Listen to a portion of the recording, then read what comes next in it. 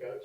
Hey, how you doing? Good, how are you? Good to see you. So obviously, graduated a couple of key seniors, obviously one of them being Brandon Oldacre. How have you seen, someone's number of people kind of step in to fill up that role that he left?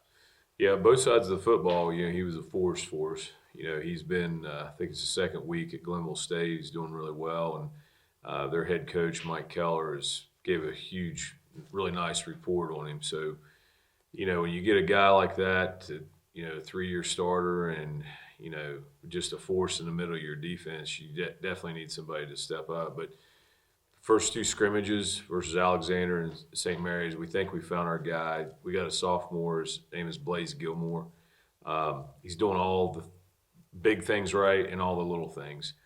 He could be a special football player. And the number one thing that I've been talking to him about is, I believe in him and I see all these great things, but he's got to believe in himself. And that's one thing throughout the season. As a sophomore, usually, you've got to have those guys step up. Now, on our offensive line, Brandon was a big part of that. This guy right here beside me, basically, Rowan Gilmore which is Blaze's brother. It's pretty cool. You got two guys. Now, Rowan's 4-year starter. Played, his freshman year, and of course I wasn't there that year, but as a sophomore, did a great job for us, got better as a junior. His leadership ability last year at the end of the season allowed him to be in the running for the lineman of the year, So he just has picked up where he left off, last year. He got stronger in the weight room, has been more vocal with our guys, and his example of, work ethic. Our young line, we got a couple young linemen that's going to have to step up. We got two Mason Shepherds, by the way. We've got a senior Mason Shepherd at left tackle, and we have a junior Mason Shepherd at right tackle. So how we designate the difference is the senior, he's alpha, okay, and we call the junior, we call him, his nickname is Specs. When he was a freshman, he had these big old huge glasses that were really thick black rims, and I had to figure out some way to designate him, so I started calling him Specs. But he's 6'4", weighs about 220 pounds, and is really developed. We did have a little bit, we figured out that our center this year is going to be another guy. Last year we had a freshman have to fill in for an injured senior. Brad Dillon did a great job. A big guy as a sophomore this year. But Ronnie Anthony is a junior. He's smaller than traditional linemen we have. He's about 205 pounds, but he is one of our strongest guys. And he's going to fill in really well there. And the last guy I saved for last is a machine. He is our strongest lineman. His name is Matt Markham. He benched right at 390 pounds when we tested out before we started 2 days. Squatted like 600, deadlifted like 550, and he weighs about 275 right there. He has really improved his game. So, we're looking just to pick up where we left off. I know that Brandon was a big part of that, but I think our offensive line is really gelled and came together. Especially we scrimmaged St. Mary's Friday, and we did a lot better than our first scrimmage. So, yep. Thank you. Rowan, like your coach said, Brandon is not an easy player to replace, but what's the feeling like on the line? How have you all progressed since? I mean, we all trust each other a lot. We have a lot of chemistry. I mean, played with these guys pretty much my whole life, so meshed together pretty well. Tyler, this program has been on the upswing for the last couple of years. I believe it was 4 wins 2 years ago, 8 wins the year after that, and now you're coming off 12-win season, regional finals. What's it like seeing this program grow? It's very special. I wasn't here for the first 8-win season, 9. but 9. My bad, coach. But I did play against them, and I felt what it was like to play against them. I mean, they hit hard. Trust me. I remember I was sitting there, and I was our shotgun back, so I'm back there picking up blitzers. And now I know what the blitz call was. But I saw Brandon Oldacre creeping up, and I was like, oh, Lord. Because I'm not a big guy now, but sophomore year, I was probably 5'7", 130, like at best. And I'm looking at Brandon. I was like, oh, this is going to hurt. And he came through and lit me up. And I knew right there, I was like, yeah, this is going to be a long night. And I know as an opposing team playing them, you're in for a long night every time you play them. And I know what the opposing teams feel when they play us. And it's special to be a part of the good side, not the side that, you're getting hit by the blitzing backer. So losing a guy like Brandon, also a big leadership role just amongst the team. This is for any of the four of you. Was there a moment kind of over the last spring and summer where you saw somebody or a committee step into that leadership role and embrace it, the way he did? Well, I'm going to go ahead and say number 2 here. I mean, my guy there, Cooper Barnett, is realistically as a sophomore has always held a leadership role. He was on our leadership council, and he's one of our team cap. All 3 of these guys are captains. These 2 are co-team captains. But, last year's theme, we had a theme of, the bad teams nobody leads, and good teams, which in 2022 we were a good team, the coaches lead, but great teams, the players lead. And that was something that we really developed last year, especially the further we went into the playoffs. But Cooper has stepped up, and all these guys have stepped into leadership roles and embraced what we're trying to do. So Coop right there, man, he's a great one.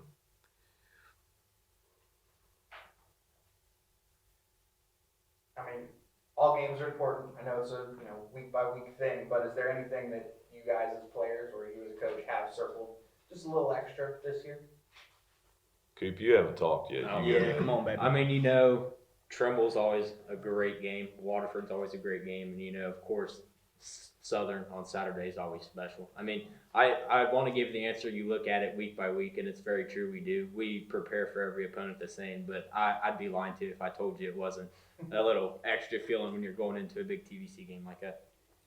We circle them all. I mean, we circled our scrimmages. We started talking about scrimmages. That's our competition.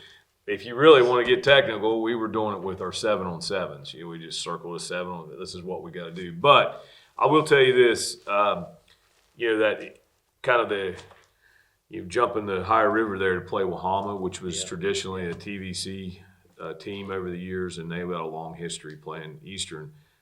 That's going to be a huge test for us. I mean, Waterford and Trimble, I don't care what your record is, that's going to be a game. You've always got a rivalry game to cap the season with Southern.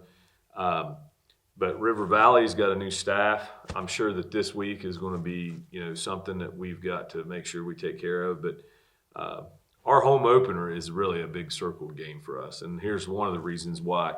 We started a tradition this year. It's going to be called our annual honor game. And what the focus of it is we invite back a random team. Eastern started official football in 55. Now, there were several schools that came together to form Eastern there. In 55, though, they kind of was like, okay, it's going to be called Eastern High School. But we've invited back this year the 1955 through 1960 teams. And we know that there's a lot of overlap there, but that's our oldest generation, and unfortunately every year when you get fellows up in their 80s and 90s, you lose some of them. So we tried to make a big swath right there. And then we had 2 undefeated teams in 71 and 81. And the tradition was the tradition we wanted to set is like, hey, this is the standard. These guys are undefeated. We're going to invite them back. And so that big home opener versus Ward County, West Virginia is going to be special. Where my family's at, so that's a good one. Oh, yeah, very good. As a head coach, what do you preach the most to these kids? Not just as a head coach, but as a higher figure. I don't care what happens on Friday night, win or lose. I'm trying to prepare them to be good humans when they go away from Eastern High School.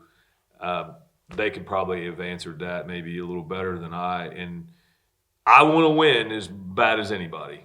Okay. And in fact, I'm sometimes too competitive on certain things. My my wife, Amy, she gets mad at me sometimes, like, trying to race to who gets to do something first. I don't know. But ultimately, I want these guys to be better humans than anything else. I don't care about winning or losing. They've heard that speech at halftime. I want them to leave it all on the field and give their best effort. And that's ultimately, what they got to do when they get out there to be a husband and a father, and wherever they choose to work. They've got 3 options when they leave school. They're either going to go to work, go to college, or go to the military. That's it. And, they'll get probably once a week a good Coach Jackson speech about that kind of stuff. They could probably recite it themselves, you know what I'm saying? So, but if I talk to them all the time about repetition, I say, sometimes in practice we don't hit each other a bunch, but we review. And I said, the only thing, how'd you learn your ABCs? You repeated it. How'd you learn your times tables? You repeated it. So here, I'm going to repeat this. You all listen. Open your heart. I tell them all the time, listen with their heart, not their ears. Because if your heart's invested, you're going to love it. If your heart's open and so I talk about that all the time. Love. We tell each other we love each other, but every day. Okay. And it's something that's very important for me and our coaching staff. I'll just be honest with you. Sometimes kids don't get told they're loved. And you can, at the first of it, you can see the ones that don't. You can see the ones that do. It's open arms. But these guys, they love each other. And they tell each other. And you can see it. It's probably why one of the really good reasons why we're successful is that they really love each other. Of course, you're always going to have every once in a while a disagreement. Every family does. But it is all, if you're 30 years of coaching, there's more love in this program than I've ever seen. Awesome. Thanks, Coach. Thanks, guys. I mean, if you're gonna sit there, I'll ask you. Oh, yeah. No. You guys don't want to move. I'm gonna ask a question. Ask another question. These guys deserve to talk more than I I'm do. gonna ask the guys here. Where have you seen yourself grow as a player throughout your career, year by year? Whatever you want to take that as. I'll go ahead first. The main thing that Coach Jackson's really installed is a good off-season weightlifting program. Like, I came in to my sophomore year with them just to stick. I mean, I'm not a real big guy now, but I've gained a good bit of weight. And then also, what I'm really trying to focus on this year is being more of a vocal leader. Because that doesn't come necessarily easy to me. I'm not going to be the guy that's going to give a Tom Brady pregame speech before the game and get everybody hyped up. But I understand. I remember reflecting back senior year, I remember being a freshman and how much you really look up to those upperclassmen on the team and how much words of encouragement and helping them in practice and being positive with them really helps. So I'm really trying to focus on being more vocal this year. Coach Jackson's helping me get out of my comfort zone, like just talking more, being more vocal, everybody getting more involved. My freshman year was the first year I ever played football too, and Coach Jackson, the stuff that I've learned these past 3 years, it helped me a lot. I mean, I'm getting looked at by colleges to go play football because things that Coach Jackson has taught me. So, I was a freshman, probably 5'6", 115 pounds, and I was in the freshman class, and my seniors were Blake Guffey, Bryce Downs, Tabor Lackey, those guys. So my freshman season, I got hit a lot, and I got hit a lot hard, and that taught me to be able to take hits. Like, if you take a hit by those guys, all it is as a freshman is just trying to earn those guys' respect. Because ultimately, you have your coaches and your seniors, and those are the guys who are going to help make decisions for the team come game time. And just earn that respect. Throughout that season, kept getting hit, kept getting up. Ended up playing against East Knox in that playoff game as the nickelback. So that was a big, big step. Really got my confidence going. I knew as a sophomore I was going to have to take the reins pretty much and see how well I could do. Sophomore year absolutely killed me. Going through, I say it all the time. You don't have to love to win, but you have to hate to lose. And we went 3-7 my sophomore year, and that I have never been so embarrassed to go anywhere. Like, my parents would try and get me to go to the grocery store with them, and I wouldn't go because I didn't want people to see me because I went 3-7. And I've never hit the weight room that hard in my life. All I did was just weight room, drills. And then we made the decision to come to Eastern. And I had a PRP shot in my knee, so I was on crutches and I had it wrapped up. And the first time I saw Coach Jay, they had just got done with the little kids practice. First thing he ever told me was, the fact that you're standing here on crutches and wanted to come here, I love you for that. Absolutely changed me. Because I was like, I just met this guy. He loves me. And, came into that practice, went through 2-a-days, bonded with the guys I grew up with because I grew up at Eastern. So I played with these guys my whole life other than 3 years. So it was really nice getting back with them.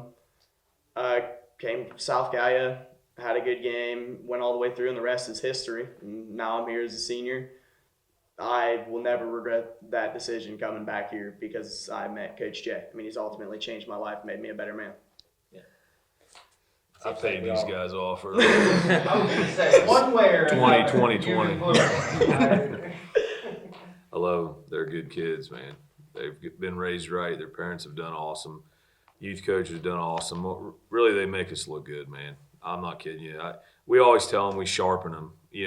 Our philosophy and what we're trying to do, they trust us and they believe in it. And it's just a perfect, I mean, it really is. It's God has really blessed us. There's no other way to put it. We've talked all off season about this. We've got to be continue to be physical, and we've got to be positive about what we do. Like 21-5 just isn't happenstance. These guys really believe in it. But at the ultimate thing that they have to do, and they have been doing, is being selfless. Worry about the guy to your right, your left. Once you get your work done, go look for somebody else to help. That's really, and they're awesome at it. We could have all 44 guys in here, and they all are like that. So, yep. I want to invite you guys, anybody in here, to that August 30th deal. I hope you guys cover it. I don't know if anybody's going to be there from Gridiron, we didn't but know about it, but we certainly will be. yeah. So it's supposed to be. I think we've got 30 registered former players. The oldest one I think is 90, and the head coach that was there in 55 is 95. It's still up in the air whether he'll be there. His name was Hartzell Dodrell. So just anybody wants to come to that and see that, it'd be really cool. Is that going to be a pregame? Yeah, it's so they're there from 5 to 6 at a meet and greet, and you guys are more than welcome to go in the school and see them during that time. But at 6:15, we'll be out warming up. They'll be escorted down. They're going to be on the field when we warm up. At 6:40, there's the coin toss, and then at 6:45-ish, there will be a presentation of everybody there. And then when we come onto the field, I can't reveal all of what it is because it's kind of a surprise, but I will say this, it's going to be a player, old school, player, 2024 old school, all the way down the field, and we're going to walk across. We were going to let them run out in front of us. And some of the 88, 85, 86-year-old guys actually asked to run out. But, yeah. Actually, what we've done is we've got several people are going to bring their side-by-sides and golf carts. We're going to make a train and go down. But we are going to be shoulder to shoulder, and we're going to walk across the field when we come out. But there's some other things that's going to happen right at that moment, and I'm not going to say what it is. So it's pretty cool. The community's pretty excited about it. And these guys, when I've talked to them, it's like you feel like you're going to take a hit. Like they're 17 again. They're like, their fists are clenched up and they're ready to play football. So, yeah, you guys come on down and enjoy it with us. Thanks, Coach. All right, guys. Thank you, guys. Thanks, guys.